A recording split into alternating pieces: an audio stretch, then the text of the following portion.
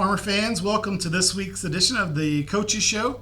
Before I get started with Coach Quinlan and talk a little football, we're going to turn it over to Jaron for some tea with Mac T on an entertaining interview we did today with cross-country Coach Norton. Take it away, Jaron. Thanks, Mr. Brazel. Best interviewer I know, well, the only interviewer I know. Welcome to another exciting episode of Tea with McT, where we dive into the world of sports, one conversation at a time. I am your host, Jaron McT, and today, we're running around with a special guest who knows the ups and downs of cross country. Joining us is the head coach of our Farmers cross country team, Coach Norton. Can you tell us about your background in cross country and how you became involved in coaching? So this is my 5th year to coach cross country. And I mainly do the boys. Coach Hogue is the girls coach, so we do it together. But this is my 5th year to do it. It's our 3rd year to do it. And I enjoy doing it. I think we're getting a little better. We're running faster, and so we feel good about it. What is your coaching philosophy when it comes to training and motivating high school athletes? So cross country's hard, and our kids, I don't know that I could motivate them. I mean, most of them are self-motivated. I mean, they show up early in the mornings and they run, and we've got huge numbers. Like Coach Hogan and I constantly look out there and think, like, why are they doing this? I mean, we'll run with like 35 kids in the morning, 35 to 40 kids, and it's definitely something to where if you don't want to do it, then you're not going to do it. So we've got a lot of kids that are self-motivated, and we're lucky. What are the key qualities you look for in a successful cross-country runner?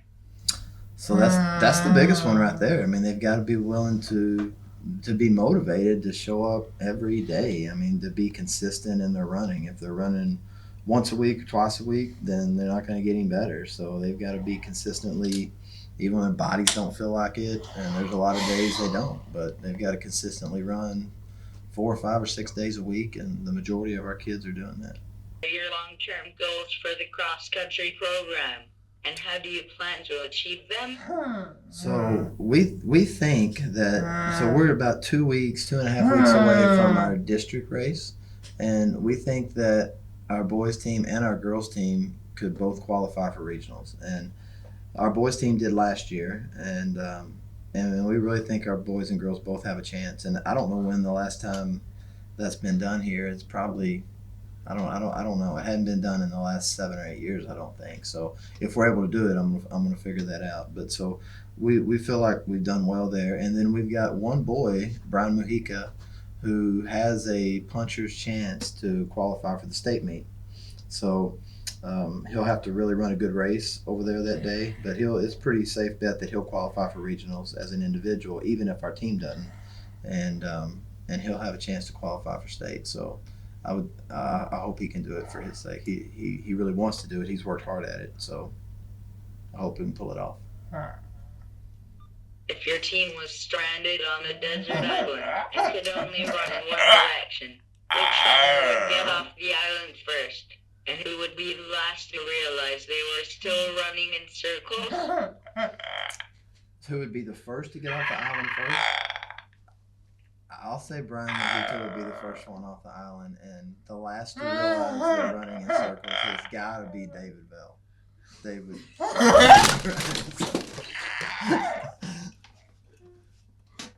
Thanks for sitting down with me today.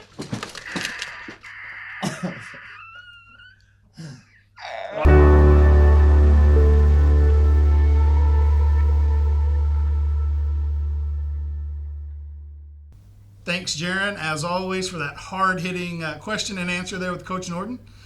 So, Coach, 2-1 on the young season, get another win. The first thing I thought of when I was preparing for this was that was a more complete game, right, on both sides of the ball. Can you talk a little bit about kind of the growth that you've seen there and kind of moving in the right direction? Yeah, we talked a little bit about last week as far as trying to keep the negative plays snowballing. And, we had some bad plays there at the end where we gave up the kickoff return and some things that didn't go our way.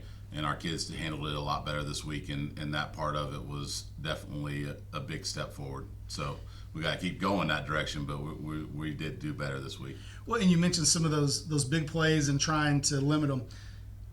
Still a young team, and you still had a couple of plays out there made by some of those younger players that are still just trying to gain some reps. What do you do to prepare them as the season continues? Do you put them in that situation in practice? You just run them out there in the games? I mean, you do no, a little absolutely. both. We're working it in every direction we can by watching film with them and going over those mistakes on film, and then obviously talking about it again when we're working different parts of practice as far as offense, defense, and special teams.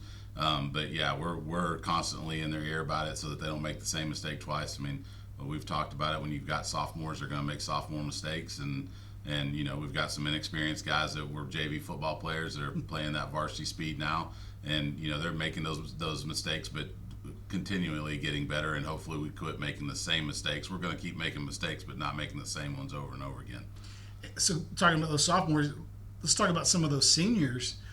Drake had another great catch, and I think that's one of those things that everybody's going to see on film and something you'll kind of have to prepare for. But then you look at some of your other, like Rafe, for example, 60-yard touchdown run. So the seniors are stepping up and kind of filling some of that void, would you say? No doubt. I mean, and Drake's a great football player. I mean, and he does some great things, and they're to a point now that they're bracket covering him for the most part, and we're expecting that at this point. But, when they bracket cover him, it opens up a run game. You're taking a safety out of the middle of the field, and there's one less guy to fit that box, and that's when things like what happened with Rafe is when he got past the linebacker level, there was nobody left, and Rafe did a great job of hitting the hole and pushing the accelerator when he got there, and it ended up being a great play for us, and we're still figuring out that running back spot, and we got two guys there that are playing well, and then we go to Wildcat with Amari and make that change there and have a different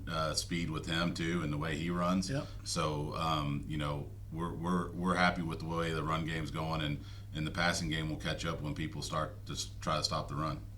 So the only thing better than a 2-game winning streak is a 3-game winning streak, Absolutely. right?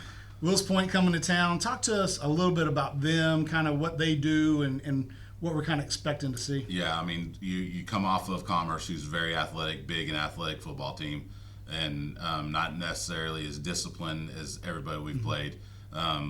Wills Point's the opposite. They're a disciplined football team. They're sound in what they do. We're going to have to do a great job of doing our responsibilities and doing our job, or they're going to expose us.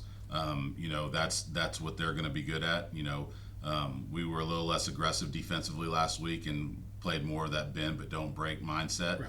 And I think it worked out well for us, and we're going to continue to do that. I mean, we're always going to be aggressive. I don't think it's in Coach Blassingame's nature not to push that button a little bit, but he did a much better job of calling it last week and getting us in a situation where, ultimately we only gave up 14 defensive points. Yeah. So, I mean, that part of it was a whole lot better than what we have been, and so we're excited to keep growing in that direction. Well, let's talk about, speaking of winning streaks, and we always talk about building that program. Lower levels, you're having some success there. Let's talk a little bit about that. I know that the JV's got 2 games coming up this week, but the 7th and 8th grade already had a good week, it sounds like. We played Community Trails, which is their new junior high over there last night, and both A teams won again. So for the first time in a long time, we got 2 A teams that are 3-0 and haven't lost a game yet, and they're playing really good football, and they're getting better every week, and I'm really excited about how those kids are growing. And then our JV team's 3-0 and hoping to be 4-0 tomorrow night, and we'll see if our gold team can get them a win too. So it's exciting time for the lower levels in Farmersville. Speaking of the gold team, tomorrow on Friday game time 7:00, but it is gold out this week at Farmer Stadium. So for the first 500 fans that show up, you're going to get a free T-shirt. They ask that you put it on, wear it in the stands. We're going to do everything we can for those guys on the field to see us showing our support for them this week.